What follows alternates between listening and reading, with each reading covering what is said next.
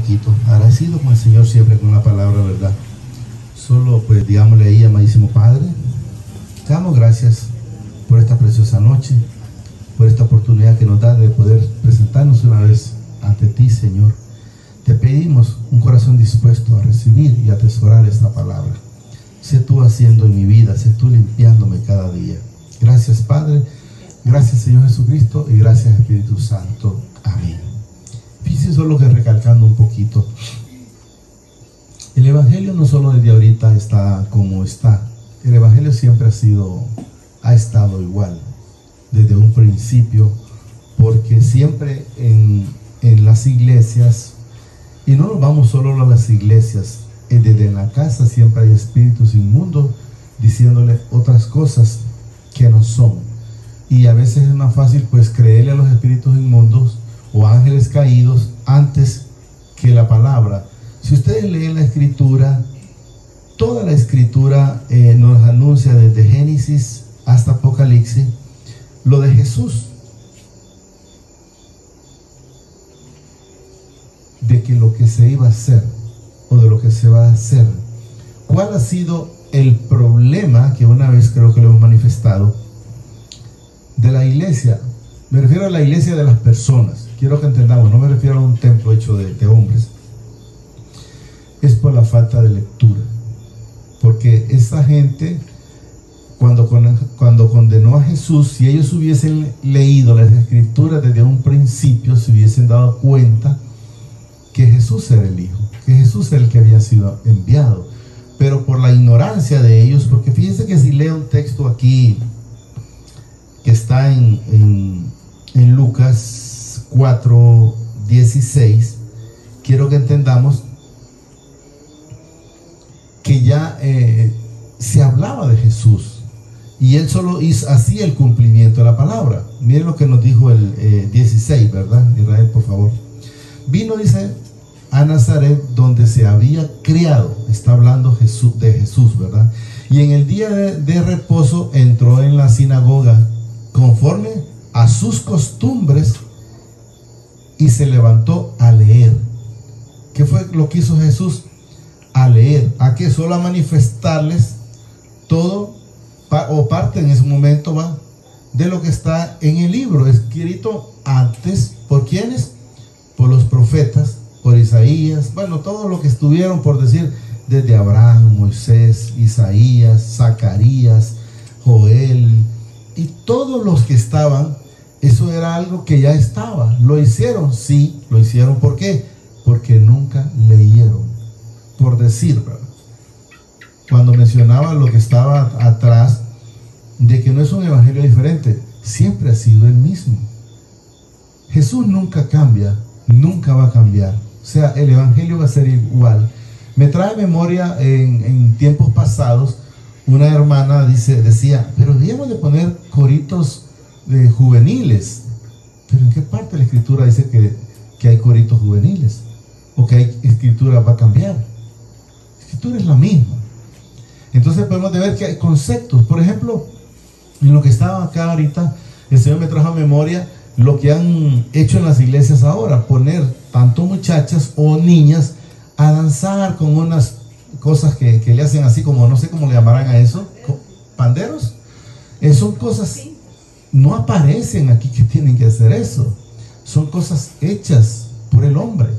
O sea, el hombre queriendo que se mire diferente, como por decir, como en un show mundano. Entonces no aparecen esas cosas. Entonces hay muchas cosas que las han metido porque no han querido someterse a la escritura. En la escritura el Señor nos habla de un Dios de orden. No habla de un Cristo de desorden. No habla que un Cristo se va acomodando de acuerdo a que, bueno, pues hay que tomar un poquito, estar en esa situación. Entonces debemos de entender que esas situaciones han estado siempre. Pero, ¿cuál es la diferencia? Salud. ¿Cuál es la diferencia? Que cómo nos tiene el Señor a nosotros, de dónde nos sacó, de ahí, porque ahí estábamos en aquellos entonces, prendiéndole candelitas a estatuas de madera o de concreto, qué sé yo, de yeso, ahí estábamos antes. Entonces, ¿por qué? Porque nos habían enseñado un evangelio de hombres. Y eso es lo que quiero que entendamos. Tal vez en algún momento el Señor me permite profundizar en una escritura donde podemos ver que los que enteramente condenaron a Jesús, ahí dice el pueblo, pero ¿quién incitó al pueblo para esa condenación? Fueron los sacerdotes, porque ellos querían seguir viviendo siempre su misma vida como la viven hasta hoy. Entonces debemos de entender que por culpa de los sacerdotes, porque ellos fueron los que incitaron, ellos fueron los que le dieron las 30 monedas a Pedro, para que, a Judas, para que lo vendiera. Ellos mismos fueron los que buscaron testigos falsos. Entonces debemos de entender la trascendencia de dónde viene y cómo ha sucedido eso. Pero pues seguimos aquí. Nos dice,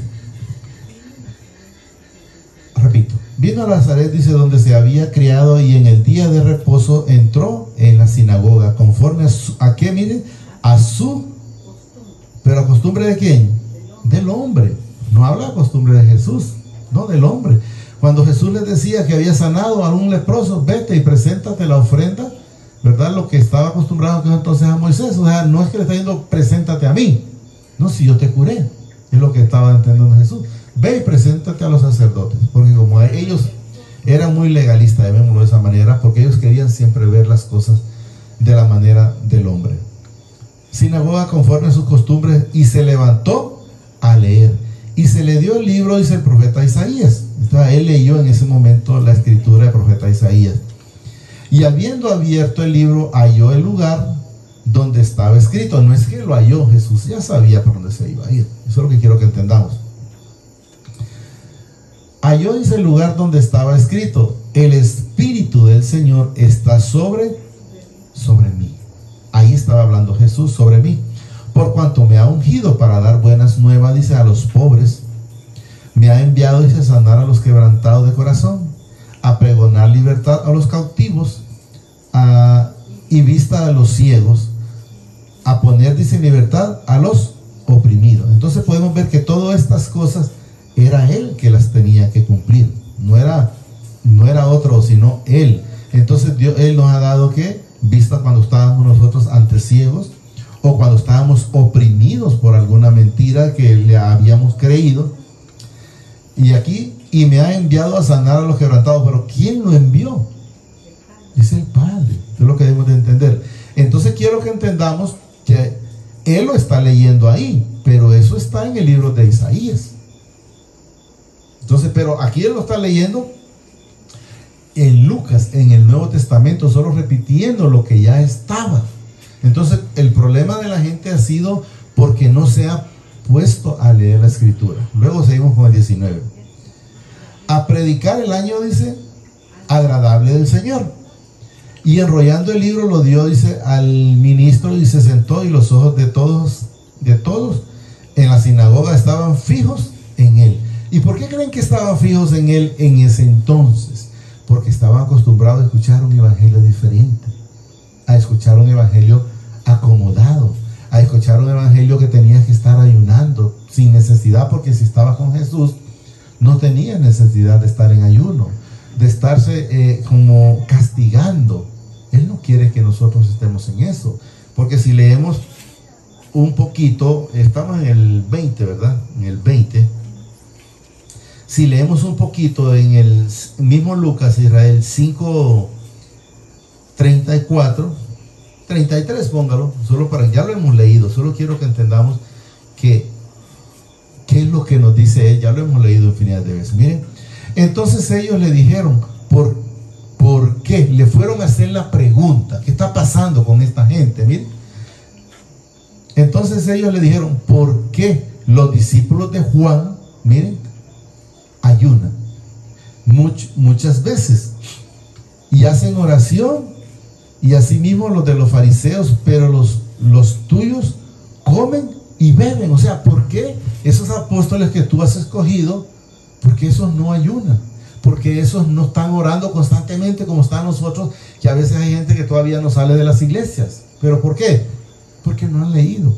Porque si hubiesen leído, entonces se dieran cuenta de lo que nos dice aquí. Miren, aquí está hablando Jesús. Él les dijo: ¿podéis acaso hacer que los que están de boda ayunen? O sea, los que están conmigo. El Señor los pone como de boda porque es más entendible. ¿Será que la esposa va a estar en ayuno teniendo el esposo? ¿O triste? Si tiene el esposo, ¿cómo está? Está alegre. O sea, Él lo pone como ejemplo, pues es lo que quiero que entendamos. O al revés, o el esposo podrá estar triste si tiene la esposa, tiene que estar alegre. Eso es lo que nos enseña, pero Él lo pone como en el ejemplo para que lo entendamos mejor. Él le dijo: ¿podéis acaso deshacer que los que están de boda ayunen? ¿Cómo está en el matrimonio cuando las personas se casan? Alegres, felices. Aunque por el desconocimiento no sabemos qué cascabel les sale, ¿no? Y después las cosas se ponen complicadas. Pero en el Señor no. En Él las cosas son completamente diferentes. ¿Miren? Estando de boda, ayunen, dice, entre tanto que el esposo está con ellos. O sea, si usted se le va a Jesús porque volvió atrás de donde estaba, entonces yo creo que va a tener que ayunar, porque eso es lo que manifiesta la palabra ahí. Estar ayunando y rogándole al Padre, y leyendo el que dice, no lo vamos a leer, Israel, el primera de Juan 2:1, donde dice: abogado tenemos, porque lo dice aquí, ¿no? Mas vendrán días, dice, cuando el esposo le será quitado. Entonces la gente se pone aquí: pero Jesús, ¿cómo se fue? Porque fue crucificado. Sí, Él está allá, pero también vive en mí. Y no es porque yo lo diga, lo dice la palabra. Dice Él: no los dejaré huérfanos. Vendrá el Consolador, o el Espíritu Santo, dice, en el cual vendremos a morar mi Padre, dice Él, y yo. ¿A dónde? Aquí. Entonces, si Él no estuviera conmigo, entonces sí, de repente debería estar ahí, como dicen, ayudando. Pero si Él está conmigo, miren, le será quitado. Entonces en aquellos días ayunarán. Pero si Él está conmigo, si yo tengo una buena comunión con Él, estoy con la obediencia, como dice la hermana Linda, estoy constantemente con Él, entonces ¿por qué puedo estar yo ayunando constantemente? Yo lo que voy a hacer, o lo que hago, es estar hablando con Él, platicando con Él, dándole gracias por la misericordia que Él ha tenido con cada uno de nosotros. Entonces debemos de entender que el ayuno lo siguen las personas por tradiciones, pero no porque la palabra me lo diga. Ya me lo diría en el Viejo Testamento, pero en el Nuevo Testamento ya aquí me lo dice claro. Él dijo: ¿podéis acaso hacer que los que están de boda ayunen? O sea, los que tienen al esposo, hablando de Él para con nosotros. Volvamos a Israel donde estábamos, por favor. Sí, estábamos, ya vamos a terminar.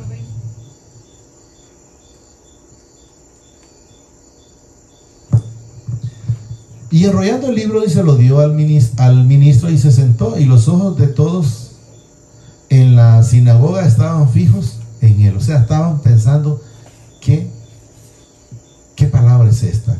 Y comenzó a decirles: hoy se ha cumplido esta escritura, miren, delante de vosotros. O sea, les está diciendo lo que Isaías escribió, o lo que los profetas escribieron en aquellos entonces, hoy se está cumpliendo en ese momento. Eso es lo que aquí está, miren. Y comenzó a decirles: hoy se ha cumplido esta escritura delante de vosotros. Ahí les estaba diciendo a ellos. Y todos daban, dice, buen testimonio de Él, y estaban maravillados de las palabras de gracia que salían de su boca, y decían: ¿no es este el hijo de José? O sea, los que recibían la palabra, la sentían con gozo, pero habían otros que estaban en esto: ¿no es este el hijo de José? Él les dijo: sin duda me diréis este refrán: médico, cúrate a ti mismo. De tantas cosas que hemos oído que se han hecho en Capernaúm, haz también aquí en tu tierra. ¿Por qué no lo hizo? Porque sabía que no creían. Entonces, cuando la gente no recibe, cuando no cree. El que cree en el que está con mi Padre, es necesario creer. Dice el Señor en su palabra que sin fe es imposible agradar a Dios o a mi Padre Celestial. Hasta ahí lo vamos a llegar nada más ¿verdad? Solo digámosle al Señor ahí, amadísimo Padre, te doy gracias por esta palabra que me has permitido escuchar esta preciosa noche. Asimismo te pido que me permitas atesorarla en mi corazón y que sobre todo me permitas ser hacedor de esta palabra. Gracias, Padre. Gracias, Señor Jesucristo, y gracias, Espíritu Santo. El Señor los bendice hoy, mañana y siempre y hasta la eternidad, más de lo que ya somos bendecidos espiritualmente. Amén y amén.